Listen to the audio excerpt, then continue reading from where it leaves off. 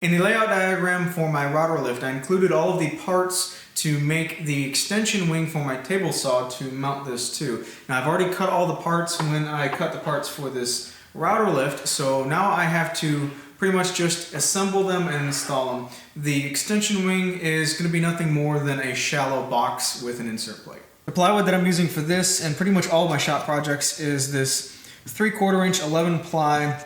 I think it's birch plywood. It doesn't really say. It's advertised as blonde wood, and it's natural on one side and painted white, primed white on the other side. When I assemble this, the white faces are all going to be on the bottom and on the inside, and I'll just use wood glue, brad nails, and maybe some screws.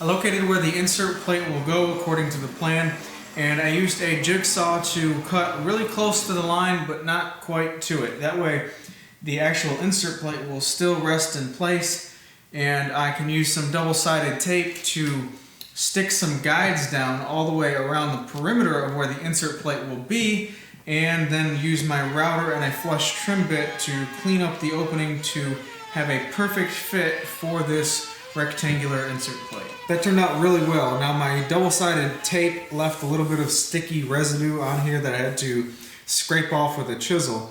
But the corners on the insert plate opening are rounded because of the router bit, and it's much easier to round over the insert plate than it is to make these square, so that's the route I'm going. It's absolutely perfect in one direction and a little snug in the other, so I'll have to do just a little bit of sanding to get this to fit perfectly. The router lift will mount from the bottom side of the extension wing through these three wings right here. And if I just screw right through them, then as the screw exits this particular piece of wood and goes through the bottom of the top, it's going to mushroom out just a little bit and cause these two to separate slightly. So I'm going to use a drill bit and a countersink from the top side of these wings. That way when the screw goes through, the countersink will actually serve as an area for that little mushroom to have, so it doesn't push the two pieces of wood apart.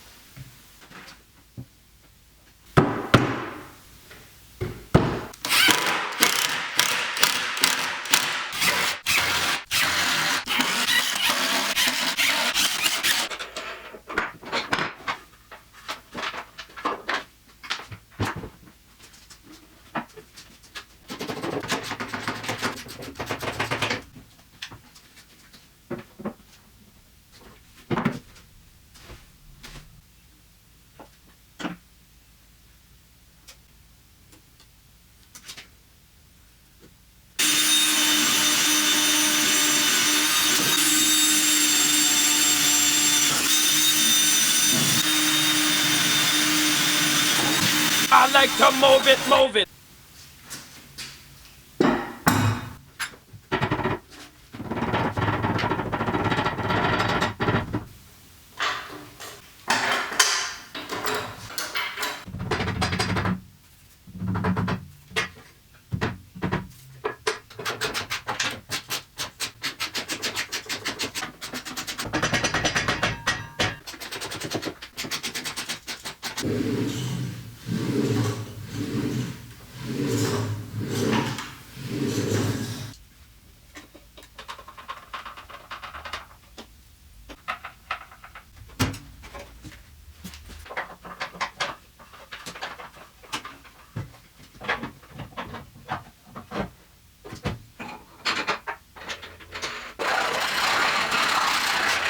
I've sanded and filed the insert plate down so it's fitting just nice. It's pretty much a rectangle with rounded corners, so reproducing this particular insert plate for different sizes is going to be pretty easy. You just have to use the same stock plywood. And if not, if you want to use a different size plywood, you just use leveling screws in the corners. That's no big deal.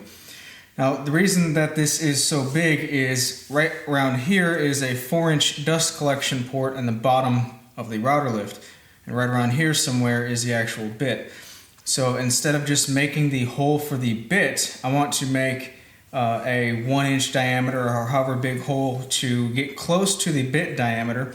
And I want that to be a widened slot to a 4-inch hole back here. So it's going to be, from my angle, it's going to be like a hot air balloon shape.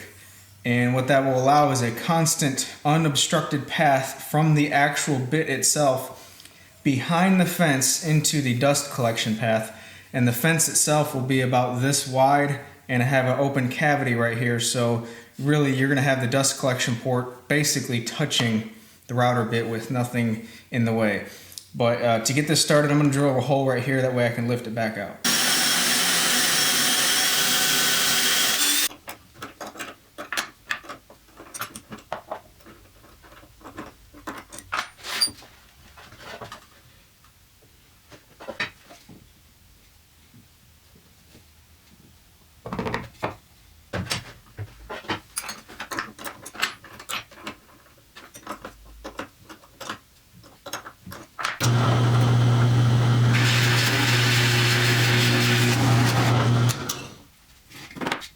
When I cut the original hole in the insert plate to actually remove it from the router table, I got a lot of nasty chip out on the back side. Not a big deal, it's not the end of the world, it's never going to be seen.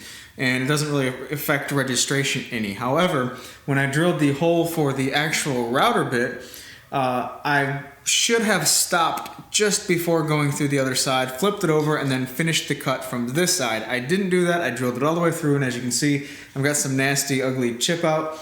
It's, you know, not the end of the world again, but it is awfully ugly. So when the time comes that I have some free time, I'll probably end up making another one of these and probably some more of these for different size router bits. But until then, this will still work.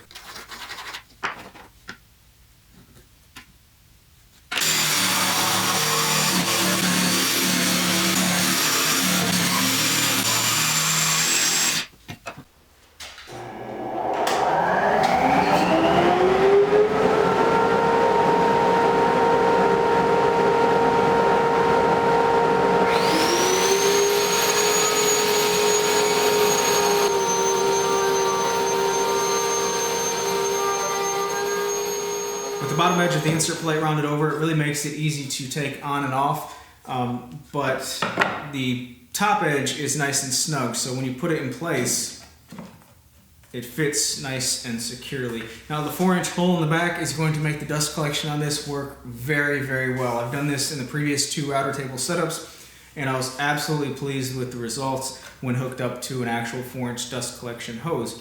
But if you don't have a 4-inch dust collection hose, or a dust collector for that matter, then the bottom plate of the router box down below can be left open, and you can put like a bucket or something under there to catch anything from the bottom side. And on the top side, the insert plate would be smaller, and a connection for where your shop vac would be on the back side of the fence. Now both of these options are covered in the plans. And speaking of the fence, I don't have enough time to get it done today, so it's going to be in another video. Thanks for watching and have a great day.